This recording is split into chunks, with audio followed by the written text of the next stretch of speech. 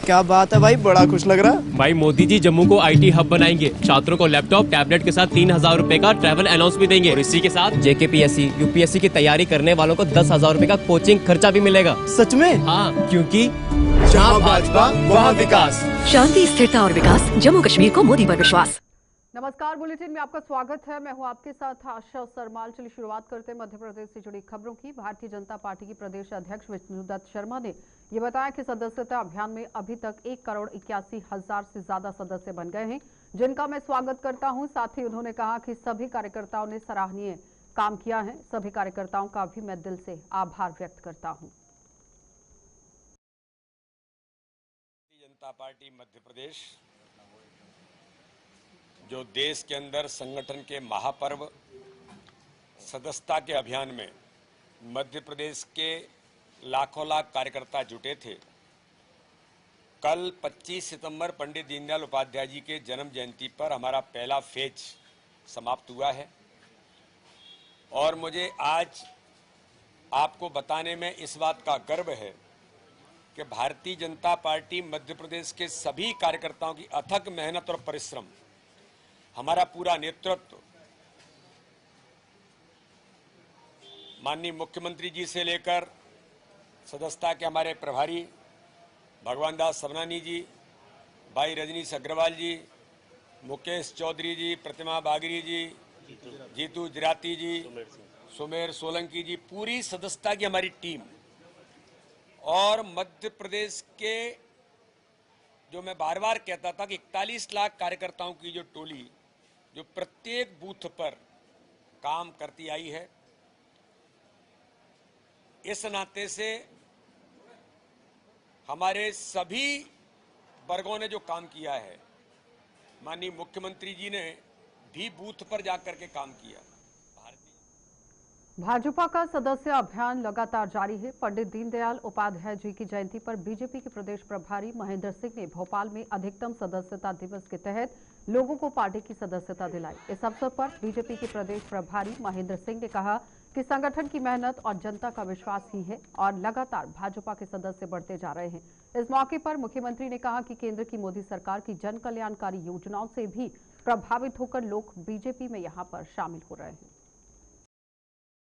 पूरे भारत में आज महासदस्यता अभियान चल रहा है और पंडित दीनदयाल उपाध्याय जी की हर बूथ पर हम लोग उनको श्रद्धांजलि अर्पित कर रहे हैं और 100 सदस्य बना करके उनके श्री चरणों में समर्पित कर रहे हैं। भारतीय जनता पार्टी दुनिया का सबसे बड़ा संगठन है। हमारे भारत के सभी बूथों पर आज महासदस्यता अभियान का कार्यक्रम चल रहा है। मध्य प्रदेश के भी हमारे कुल 64,871 बूथों पर महासदस्यता अभियान चल रहा है। हमारे मुख्यमंत्री जी, हमारे प्रदेश अध्यक्ष, हमारे सभी सांसद, मध्य प्रदेश के सिंगरौली जिले के यहां चितरंगी तहसील की ग्राम पंचायत कौरसर की सचिन सिंह कांग्रेस छोड़ भाजपा में शामिल हुए हैं। कौरसर ग्राम पंचायत की सचिन सिंह को राज्य मंत्री राधा सिंह ने भाजपा की सदस्यता दिलाई।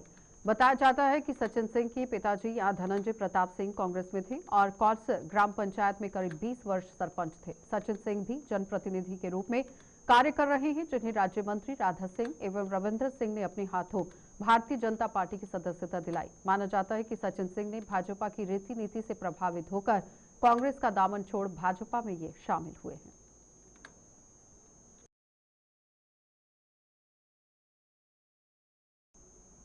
मध्य प्रदेश सरकार और गोदरेज कंज्यूमर प्रोडक्ट्स में यहां एम्बेड कार्यक्रम के तहत ही मलेरिया और डेंगू से आप देखिए ये मुकाबले के लिए जागरूकता की गई है। जागरूकता की नई पहल शुरू की गई और इसके तहत भोपाल, इंदौर, जबलपुर, ग्वालियर सहित 4 शहरों में मलेरिया और डेंगू की रोकथाम पर केंद्रीय जो काम है वो किया गया। केंद्रित जन जागरूकता अभियान की शुरुआत की गई।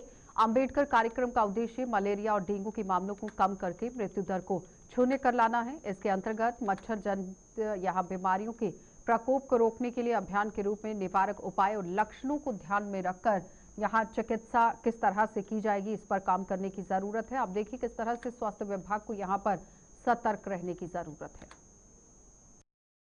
मेजर रीजन जिसके कारण जो है मलेरिया का जो केसेस का इंक्रीमेंट था वो था, क्योंकि सबसे पहले जो जैसी कोई फीवर आता है किसी को 24/7 से ज़्यादा अगर वो बढ़ता है, मतलब 24 घंटों से ज़्यादा अगर जाता है, तो लोग मलेरिया की टेस्टिंग कराने में थोड़ा सा कहीं ना कहीं हिचकिचाते थे।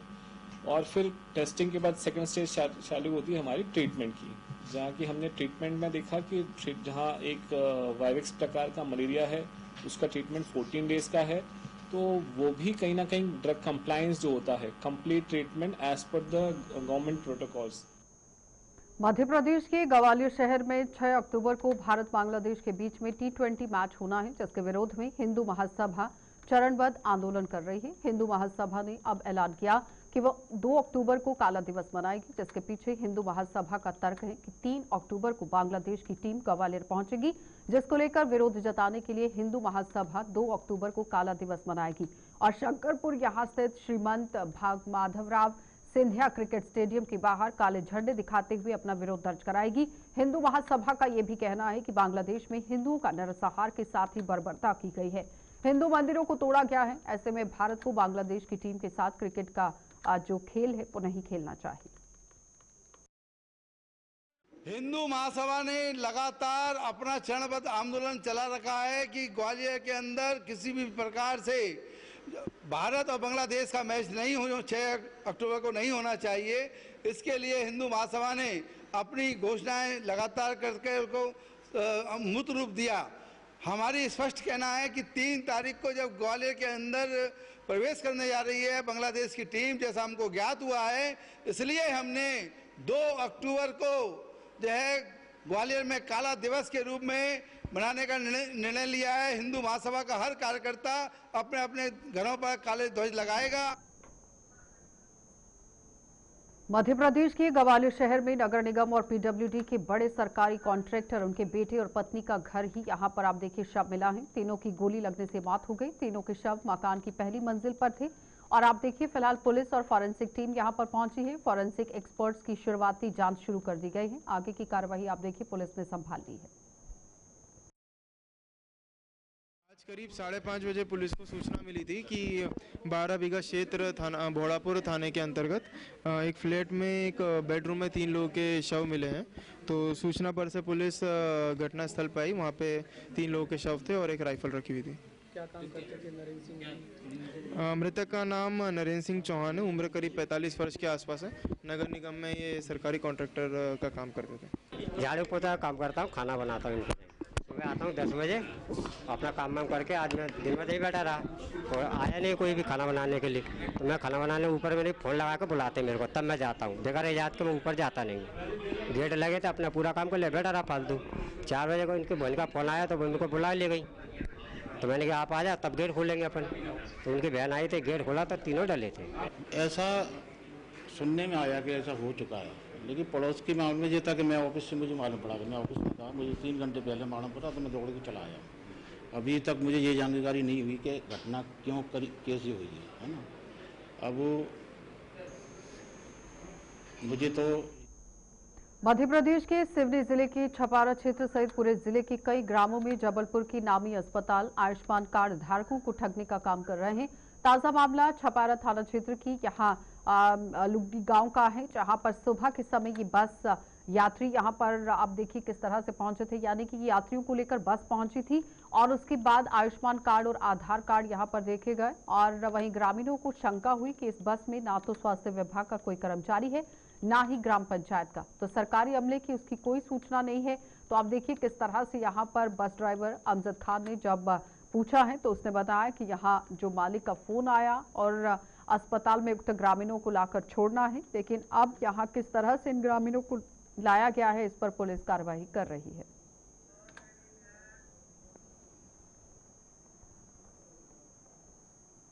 मंडला में पीडब्ल्यूडी कार्यालय से यहां महज 200 मीटर की दूरी पर प्रदेश सरकार की पीएचई मंत्री संपत्तियां उइके का शासकीय आवास है, जहां पर आप देखिए किस तरह से काम किया जा रहा है। आप देखिए हर जगह पर इस सड़क पर गड्ढे नजर आ रहे हैं। कैबिनेट मंत्री के आवास के पास की जो सड़क है उसकी इस तरह से दुर्दशा है, तो अंदाजा लगाइए कि पूरे शहर का हाल क्या होगा।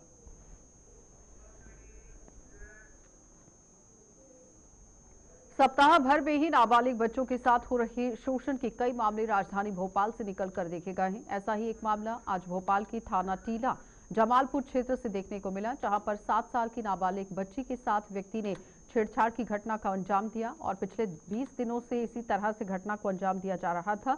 यहाँ पर आप देखिए बच्ची के परिजनों की तरफ से पुलिस के पास तहरीर दी गई है। पुलिस आगे की कार्रवाई में जुट गई। ये नाबालिग के साथ टीला जमालपुरा के इंदिरा नगर शिव मंदिर बस्ती का क्षेत्र का मामला है। ये एक 7 साल की बच्ची के साथ जुलाई में बैड टच की घटना हुई थी और जिसकी रिपोर्ट तक समय नहीं की गई थी क्योंकि वो एक बताया जाता है कि ये मदरसे के लिए चंदा मांगने का काम करता है और बैरसिया क्षेत्र का रहने वाला है। तो तब इनके परिवार वालों ने उसको ढूंढना चाहा लेकिन मिला नहीं। तो ये कल फिर उस बच्ची को दिखा जब ये स्कूल से लौट रही थी। उसके बाद इसने अपने पेरेंट्स को बताया, सब उसको फिर नाम वगैरह की जानकारी ली और थाने में रिपोर्ट करी। उसके बाद इसने अपराध पंजीयन कर उसको राउंड अप कर दिया।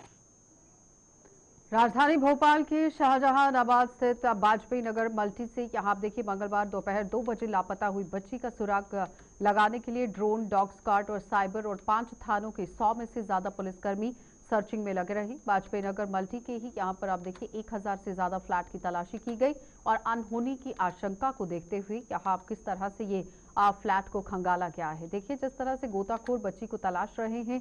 बच्ची अभी तक आप देखिए लापता बताई गई है, लेकिन फिलहाल पुलिस ने अपहरण का केस दर्ज कर लिया है। कार्रवाई शुरू कर दी गई है।